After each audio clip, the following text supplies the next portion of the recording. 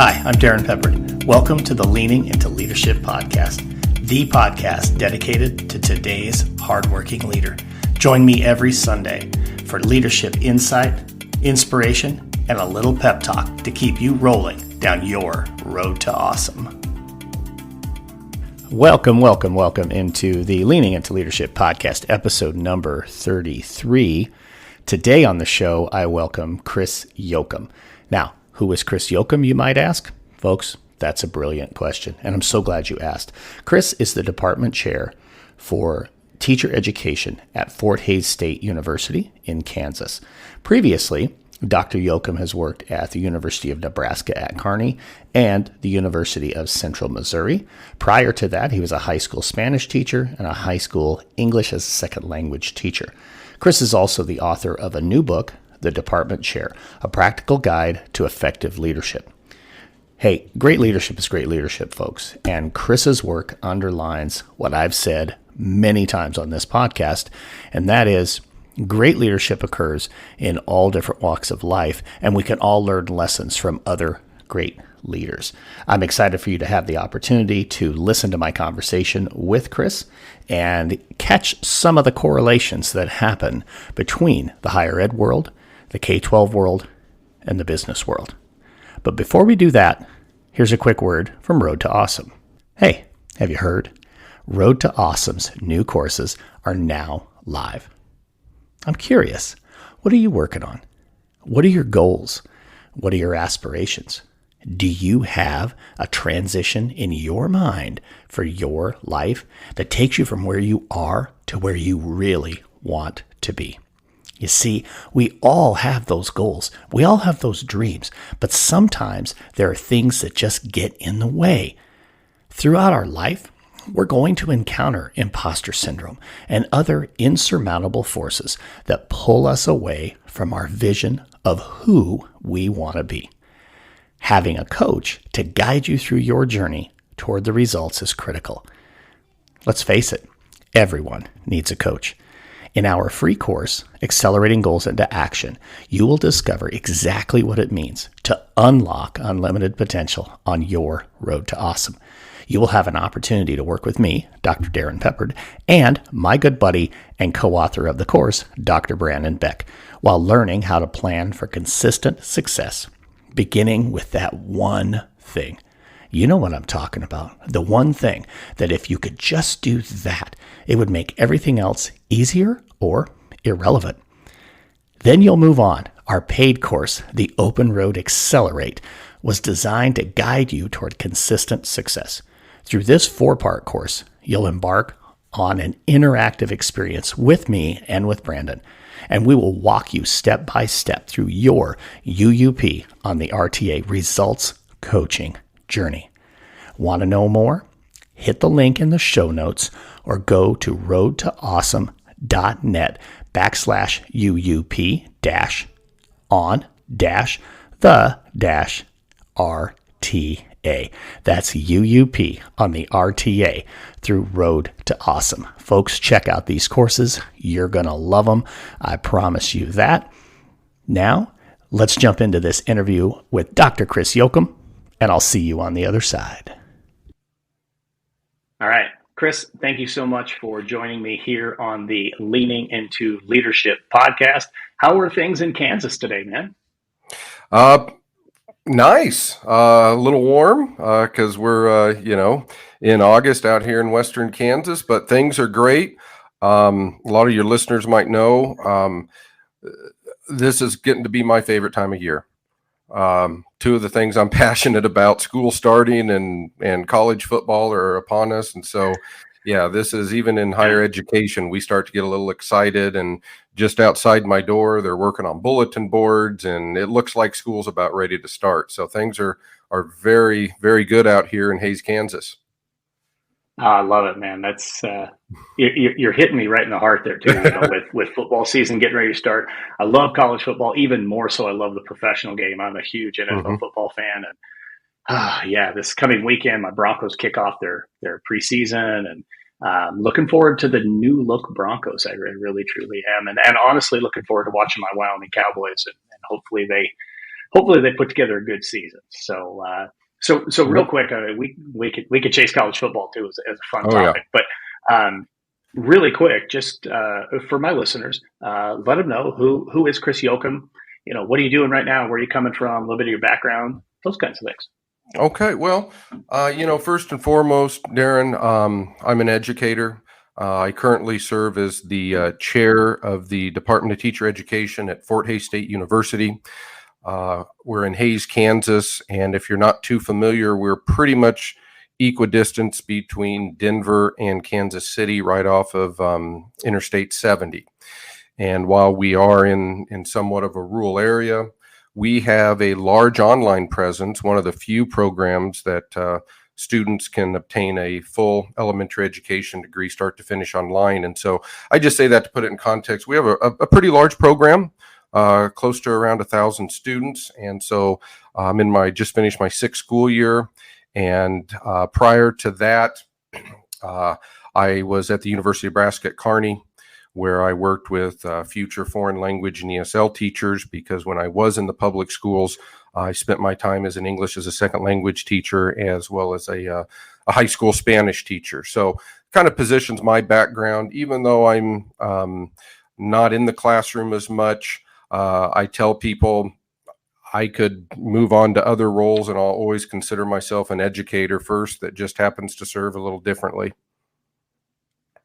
Yeah, I love that. I mean, I think there are so many of us, myself included, who maybe we're not still in the classroom, but we're still doing everything we can to help educate people and help people to be the best that they can possibly be. So definitely appreciate that. And before we chase, some of the things that you and I talked about pre-show, I am curious, having been an English as a second language teacher and teaching a foreign language, what is that dynamic like? I mean, so let me frame my question maybe a little bit better. I was a high school science teacher, and so I would teach anatomy and physiology, and I taught biology. And there was definitely a difference in how I framed the work around, human anatomy and physiology versus, say, Bio 1. But that does not have the same leap as English as a second language versus being a high school Spanish teacher. I mean, what was the dynamic like for your day? Well, when I did them, I was an ESL teacher on, individually at one district, and where I started in Nebraska, which was my home state. And then actually here in Kansas, I was a full-time, although it's not that uncommon, certainly in a lot smaller districts. I would say it's similar to what our bilingual teachers experience. We have probably more common to have elementary ed bilingual schools, but when you're bilingual and you can teach, your brain just kind of works in whatever language of instruction. And I was just fortunate to not only be drawn to Spanish and foreign language education, but also it was a good fit for ESL. And so yeah, it can be somewhat of a challenge sometimes, but like, once you're in that classroom setting and whatever you're there to teach, the switch kind of goes on, and that's what you do. You teach who and what's in front of you.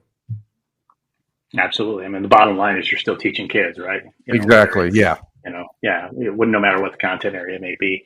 So no, I appreciate that. I really do. So I'm curious, before we get into, some stuff around leadership, and eventually I want to talk about the book that you released here about 7 months ago. Let's talk about, because I've always been kind of curious about this. And I think at some point in time, I would love to teach at the higher education level, specifically leadership, not full time like you, I think maybe, doing an adjunct class here and there would be a lot of fun. But, when you made the transition from being a K-12 educator to being an educator at the higher ed level, what did that transition look like? What were some things that maybe were different, some things that were really similar that maybe those of us who've spent our whole life in K-12 wouldn't realize would be similar? Well, and I'm glad you framed it that way, Darrin. For those that are in K-12, first of all, I was, because of being exposed to good leaders and good mentors, as an undergraduate student, and even before, I had folks that maybe saw some potential and talked to me about, down the road, if you get a doctorate and want to go into education, here are some things to consider. And so the advice that I give, and this is similar to what I tell people when I hire them from K-12, is certainly, you know, a lot of times we think we equate it to athletics. Well, if I'm a good high school football player and I go to college, that means I'm even better. And the first thing I like to tell people is, let's be honest, the best, hardest working teachers are in the K-12 schoolhouse every day. Simply because you all show up, you do it, you get better. 180 some days, a calendar year, working all day, you're very good at your craft. So the first thing that I would say, and it's somewhat of a misconception, is for those that have a K-12 background that go into higher ed, it is still serving as an educator, but it's different. It's more of, certainly not a step up in terms of similar to sports, you know, now I'm good enough to go to the college level. We serve in a different way. I do think those of us in higher ed that have been in K-12 have an advantage because we were trained how to design lessons. Quite frankly, we know how to handle conflict, be it with students or even in higher ed. Believe it or not, you get this as a former soup, you still get parent concerns. And so so I would just say in general, and this is a shout out to the leaders and teachers in K-12, is the hardest working teachers are in K-12. And I would say, I've learned this recently with my research, you really want to find out the nuts and bolts of leading students, faculty, and staff in an educational setting. Talk to superintendents and principals, because they're hands-on and they do those things every day. So I don't know if that answers it, Darrin, but first of all, it's more of a lateral move on the, on the spectrum of where you can serve in education. And the other thing that I tell people when I hire them face-to-face to work in is, I would say, Darrin, if this was your first day in the job, I care, but I don't care. And here's what I mean. You're welcome to tell me or the secretary every time you have to leave the building to go to your car, use the restroom, whatever. But as long as you're here to teach your classes and go to your meetings, I care about you, but I don't really care to know every time you leave the building, because it's just embedded in us. You know, we're leaving the building, we're not supervising. And without fail, we always get a chuckle out of that, because after a couple of weeks, they're like, okay, yeah, I don't have to tell the secretary every time I do something. But I love it. Sure. I love it. Yeah. Yeah. I'm sure there's a different, I don't know if it's level is the right word. I don't think it is, but a different type of accountability. And it's, a whole lot more just being accountable to yourself and being accountable to certainly your department head and those types of things. Mm-hmm. But that's an interesting piece right there, because, so many schools, for many reasons, some of it is, that people just want to know where everybody is, part of it is, we want to know from a safety perspective, who is in the building, who isn't in the building. Definitely that is different at K-12 than it is at the higher ed level. And I find that very interesting. That was one of my biggest challenges when I transitioned from being a principal to being a superintendent. Yes, I would still tell my secretary and my HR director when I left the building, but it wasn't quite the same as it was as a building principal. As a building principal, my secretary had 100% access to my calendar to put stuff on my calendar, and my secretary did as a soup. But you're right. I mean, it's a little bit of a different kind of accountability. So I'm sure at the higher ed level, I like that phrase actually. I care, but I don't care. There, we could dig into it more when you get into the nuances of what service means and research. But for those of us that kind of cut our teeth in K-12 and are pointed in that direction, those are the things that routinely over the years have stood out. Yeah. So I'm curious. We're going to get to the book. We'll talk, more of the leadership, just the parallels between the department head and the principal or superintendent. But obviously the work you're doing at Fort Hays State University is teacher preparation work. And you mentioned something before we hit the record button about teacher retention. Obviously, this is something that has been a huge hot topic across the country for a long time, but right now, obviously, it's ramped up to like the nth degree. Let's just start first with what does the work look like? You just mentioned somebody can get an elementary education degree without ever setting foot on campus, which 5 years ago, 10 years ago, that would have been completely unheard of. Yeah. But what are you seeing in terms of trends, or people, whether it's the online or people coming in person, maybe for secondary work?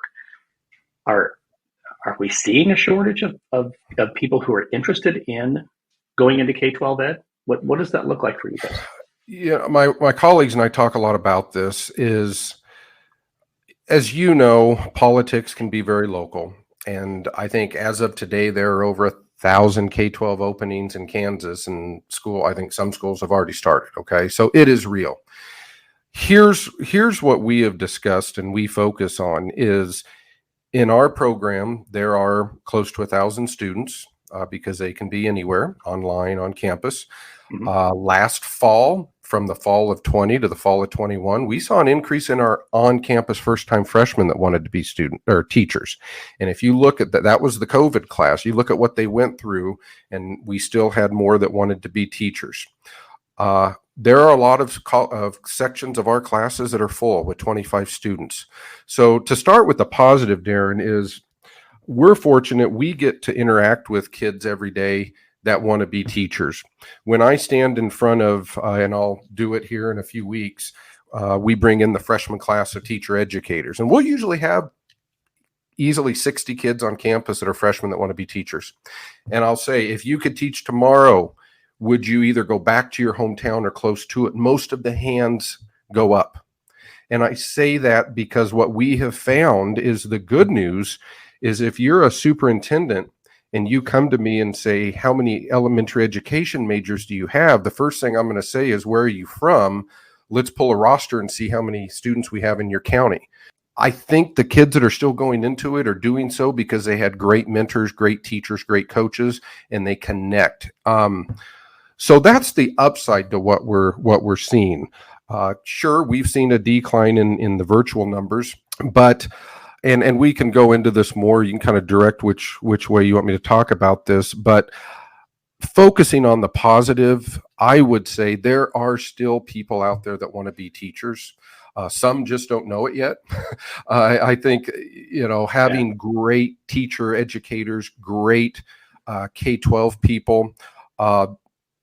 Easiest thing, if you're a K-12 teacher or leader listening, one thing that you can do on a daily basis that will pay dividends is encourage your kids to look at teacher education.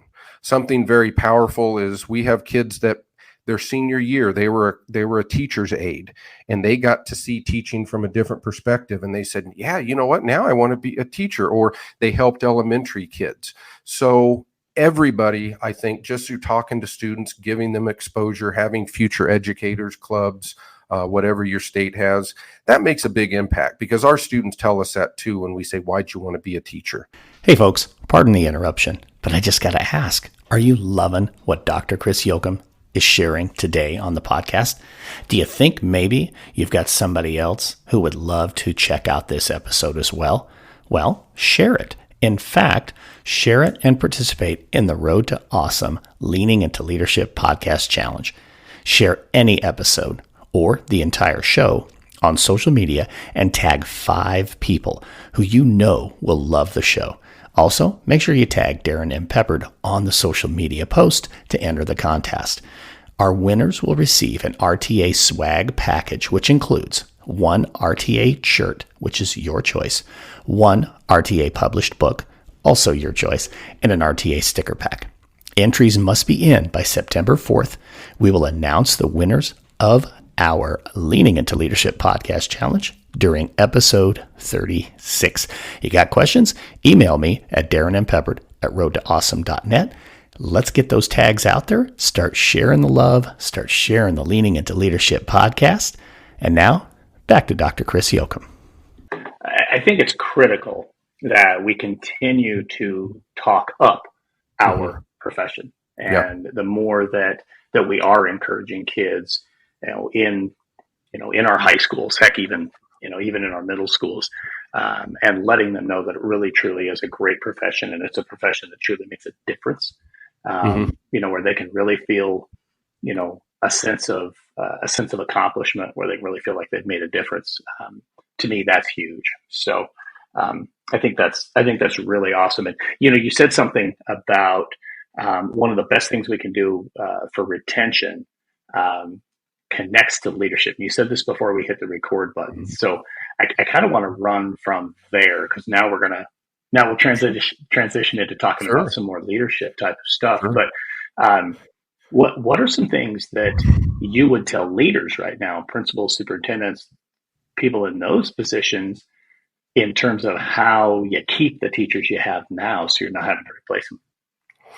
Well, I certainly don't have a one size fits all magic answer, but here's something I'm pretty confident about is leadership is so important. Best way to improve an organization is to change the leader. We've all heard the analogy that, I would rather work in a barn with a great group of colleagues and leader than a shiny new building where they're not that way.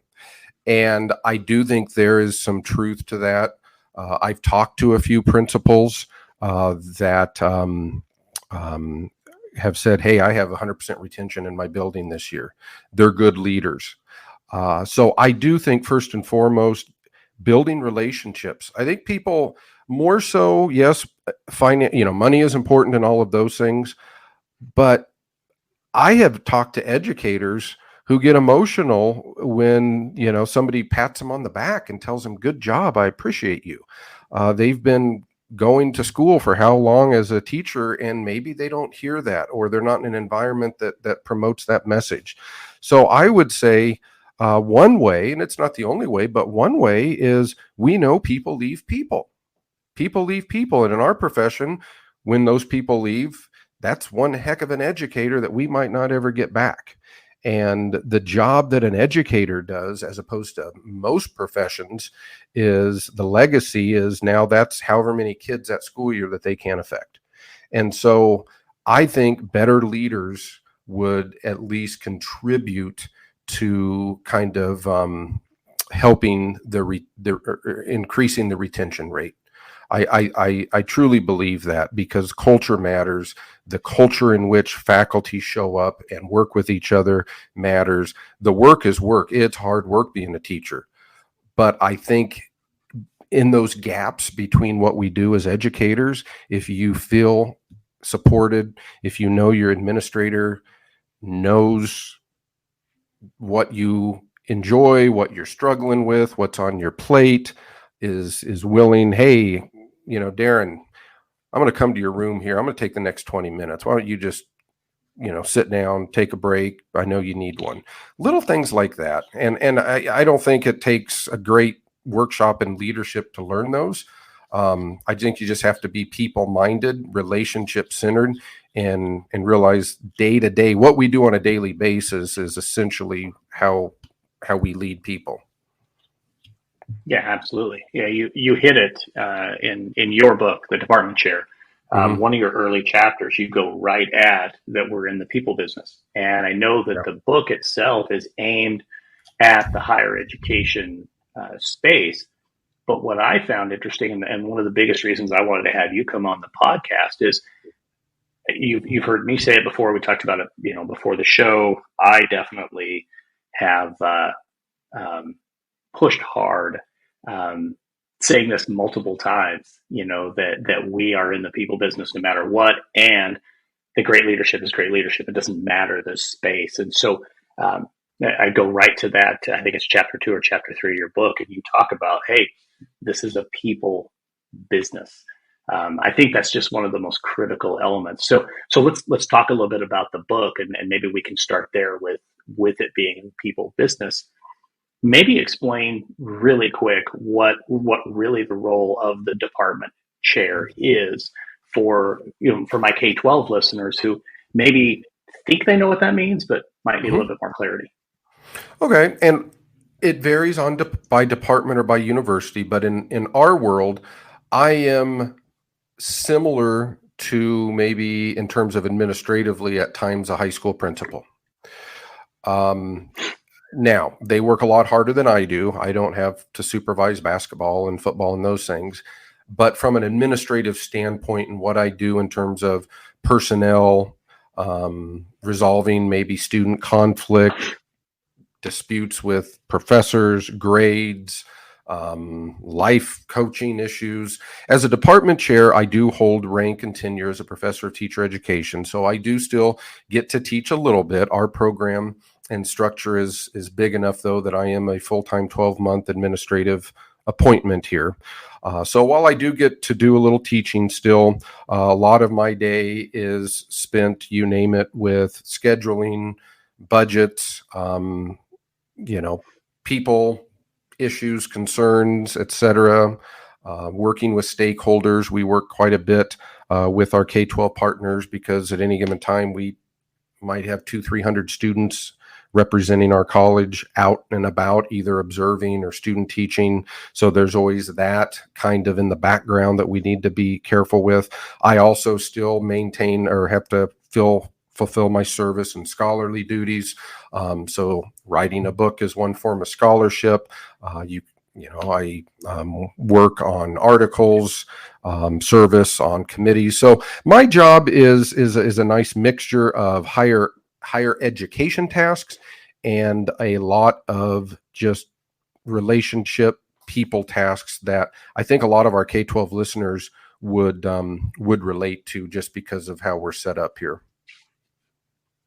Yeah, I found it interesting going through, and just looking at the topics alone that are in your book. When you're talking about, needing to lead with courage, you talk about, the importance of culture. You talk about conflict management, crisis management. You talk about hiring practices. Very much the same type of thing that your K-12 counterparts are dealing with on a regular basis. What is some advice when you're working with people who are rising into department chair positions? When you're working maybe with K-12 leaders, what are some of those areas that you tend to go to that you feel real strong in talking about and sharing? Here are some areas that I can support you, or that I think you need to focus on. Well, the first one is just having a conversation and reflection on, is leadership for me? And first of all, giving ourselves permission to say it's okay if I'm a high school biology teacher and I don't end up going into administration. Teachers, leadership is influence, and teachers are the most influential people in the building. And I worked with some teachers this summer in a class, and it was the most rewarding part for me was to get a few educators, some with 20 years experience, to realize, oh, I really am influential. I can lead from where I'm at. So I think the first thing is, if you are looking into going into a leadership role, such as a principalship, or even in my world, somebody goes from a professor to a chair, is let's step back and say, are you doing it for the right reasons? And the first thing is, are you willing to make people your business and you are no longer the most important thing on your agenda every day? Are you willing to be uncomfortable in the service of others? Are you willing to have difficult conversations? Are you willing to change your personal and professional relationships that you have with colleagues, because they will change? Are you willing to give up? Meaning, what made you a phenomenal high school teacher, while it will obviously contribute and inform your ability to lead a school, that in and of itself isn't enough. And if you don't believe me, the first time you have a hard conversation with a student or parent, if I say, I know you're upset with me, but I want you to know that, I won high school biology teacher of the year. Well, that's great, but it doesn't solve the problem. It doesn't help the kid that's got really some tough stuff. So are you doing it for the right reasons? First and foremost, you want to serve others, many times put their needs ahead of your own. And then within that, Darrin, is also conflict happens every day and it never goes away. So if you are not comfortable having those little tough conversations or the big ones, it might not be a good fit for you. Those are the two things that I've noticed personally in myself, and as people have asked me, that I think are the common themes. Am I doing it for the right reasons? And oh boy, the things that people told you, oh, you couldn't pay me enough to do your job. Well, think about those things, and do you want to do them or not? Right. Now, and I think, you hit on something there that one of the things I love most about being a principal, that I love most about being a superintendent, was helping to grow other leaders. And one of the conversations that I always had, every year, if we had a principal intern or somebody like that, one of the conversations that always was going to come up was, it's not the kids that are going to get you. It's going to be the adults, and it's managing, understanding, treating people with respect, regardless of what their behaviors were, the decisions or the choices that they made. But it's working with people. And part of serving people, I think sometimes, Chris, is making sure that we're holding them accountable in an appropriate way. So often, you'll have people who make mistakes. It's part of life. But as a leader, I love where you went with this. As a leader, are you cut out for sitting down and having those tough conversations? I think back on a couple of those first tough conversations I had. The pulse went up a little bit, and the breathing was a little bit shallow, and that kind of thing. But the more, I think, as leaders, we learn that it's not about being angry with a person. It's about having a conversation about behaviors and choices, and how do those fit with our organization and the values of our organization and the direction we want to go, the mission that we're trying to accomplish. And I think that's just such an important point. Maybe go a little bit deeper into some of that. I know you do in the book. What are some things, maybe some words of wisdom you might share with leaders who maybe they haven't had to have a lot of those difficult conversations yet? What's maybe some advice around how to prepare yourself for that?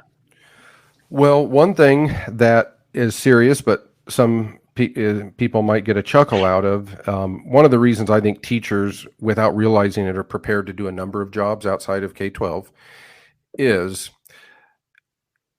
most of what you would use to address student conflict is applicable to adults. I had a colleague that had a difficult conversation coming up she was about to approach, and I said, "You are a phenomenal middle school teacher. What would you do if middle school students were doing this?" Well, I would tell them it's not acceptable, and I'm here to help them and support them, but we're not going to do that anymore. I just shook my head and I said, "Yeah, you can say that to an adult. That's okay." And so the first thing, though, that I have found, and this is people help me, is role play. Find a colleague, spouse, family member, but usually a colleague who's been there, done that, and role play. It might seem weird at first, but just say, "Okay, Darrin, this is what I'm dealing with. I want you either to be the angry parent, or I'll come at you with what I think the parent, student, whatever will say." And we're just going to role play, because like everything else, what that'll do is by the time we have that conversation, we'll be using a more rational part of our brain. We won't be just responding. We won't be trying to win the battle. So I would say role playing. The other thing is, and you said it, and I have something right on my wall that I look at, it says it never gets easier. You just get better. Conflict doesn't necessarily get easier. The blood pressure goes up. Your mouth goes dry. You need a drink. However, it does get better with practice. And it enables you to realize that you are addressing, just like with a student, I'm addressing behavior and choices. I'm not addressing them as a human being. And so I lead off with that. "Hey, Darrin, we're here. Just going to be upfront with you. Here's where we're at.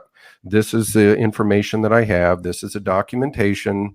This is the reason it's a concern. My goal is for us to come out of this in a way that helps you improve and moves forward. It's not to be punitive." Now, I always end most conversations with, "However, you get to choose the next conversation, Darrin. So based upon what we talked about today, I hope our future conversations are fist bumping, high fiving, good job. But if you continue to make these choices, our next conversation won't be as comfortable." And so kind of to bookend it there, but role play, practice, come up with some key phrases and focus on the behavior and the facts. Don't make it personal. You're not serving yourself in those conversations. It's a teachable moment. You're there to kind of help them grow until their decision making is at a point to where they no longer have earned the privilege to get better. Right. Absolutely. Hey, something that you said there just really, really hit home with me. And I look here to my right because one of my very favorite books, it's Phil Jones, Exactly What to Say. And in that book, one of the things that Phil talks about is the absolute worst time to decide what you're going to say is in the moment you're going to say it. And being aware of, and practicing role playing, like you said, just work your way through it. It takes the emotion out of it. It takes, the adrenaline and all this. I mean, it actually activates different parts of your brain when I'm going more to recall than I am to I'm constructing this as I'm saying it. So just really, really super advice right there. Where can everybody find the book? Tell us just a little bit about the book, where to find it, how to go get it and get a copy of that thing. It's called The Department Chair, A Practical Guide to Effective Leadership. It can be found on Amazon, or you can go to cjleadership.com, which is a site I've created to make it easy to just see the table of contents and then click on it right to Amazon. And if you want me to talk a little bit about it's first and foremost, we write the books that maybe we wish we had. And even though I went into the position, having been, I guess, a student of leadership, I have a background. I have my license to be a principal, never pursued it, but it wasn't my first step into leadership. Nonetheless, a lot of times from day one, you're drinking out of the fire hose. And the teacher in me, the mentor in me, after a few years said, what if I could help future chairs or future leaders avoid some of the mistakes that I made? What would it be? And then I just broke it down into why do you want to lead? You realize it's about people. You're going to create a culture. In my mind, next to serving students, hiring great people to put in front of those students is your most important job.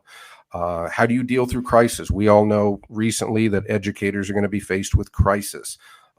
When do you know it might be time to move on? How have you been mentoring people? So I think big picture, Darrin, that's kind of an overview of the book. And while it is situated in the context of being a chair, I do think, and I would actually welcome feedback from K-12 leaders, I do feel as though there are some connections that would be valuable to anyone leading in an education setting. Yeah, and I would absolutely echo that statement, folks. It's an awesome, awesome book. Make sure you check it out. I will put a link in the show notes so everybody has an opportunity to just click and go right to Chris's website and get a copy of that book. Final question, Chris.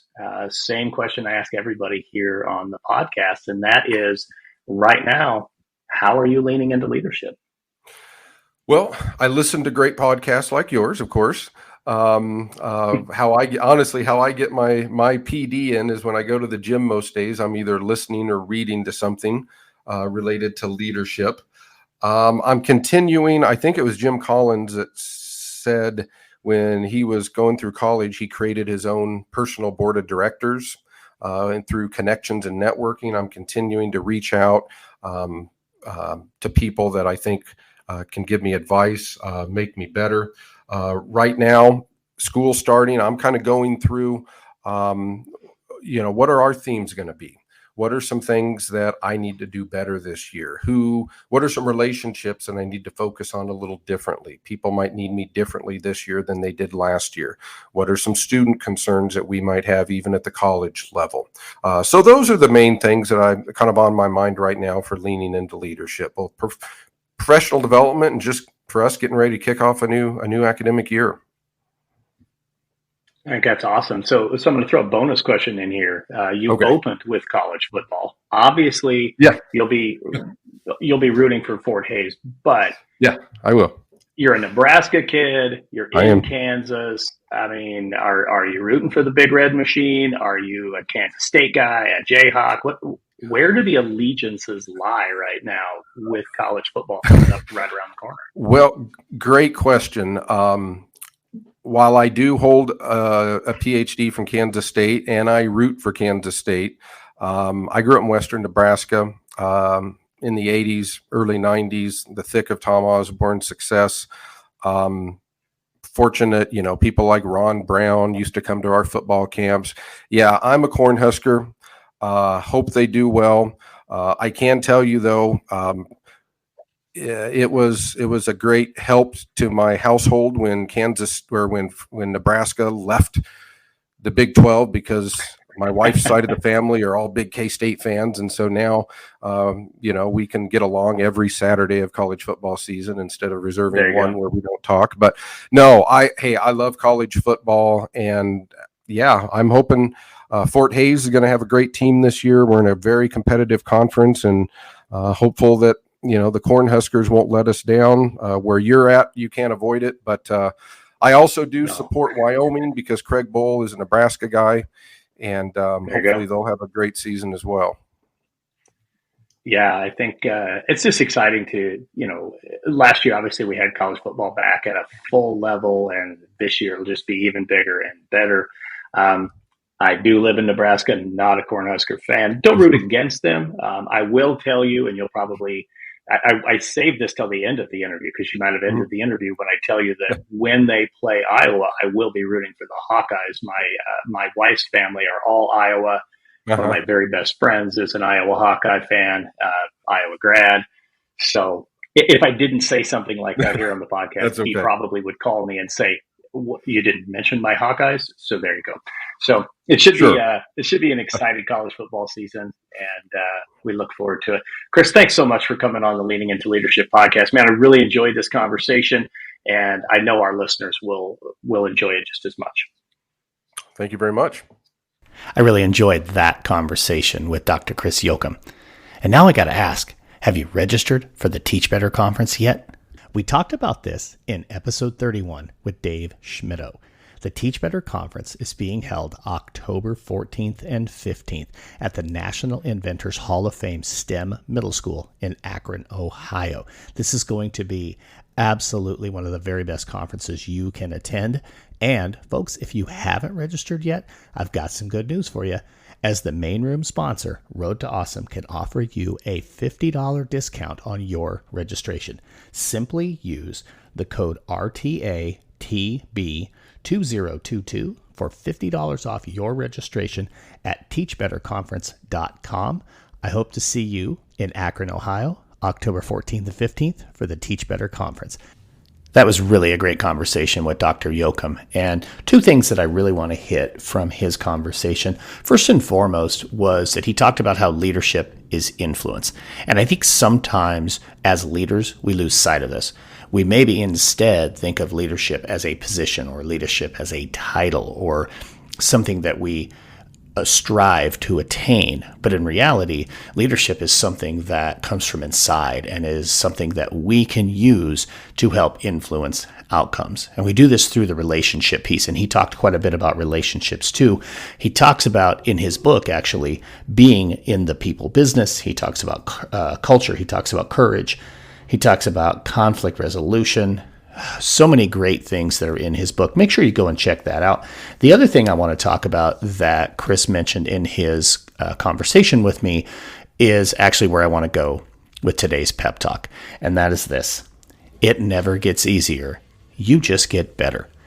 I love when Dr. Jochum said this, because oftentimes I think we lose sight of the fact that we have these different challenges that come our way. And we look at leaders who have been doing it for a long time and we think, man, they just are so good at it. They've just really mastered their craft. Well, in a way, that's very true. But it's not that the challenges they face are any less difficult than the challenges that an early career leader faces.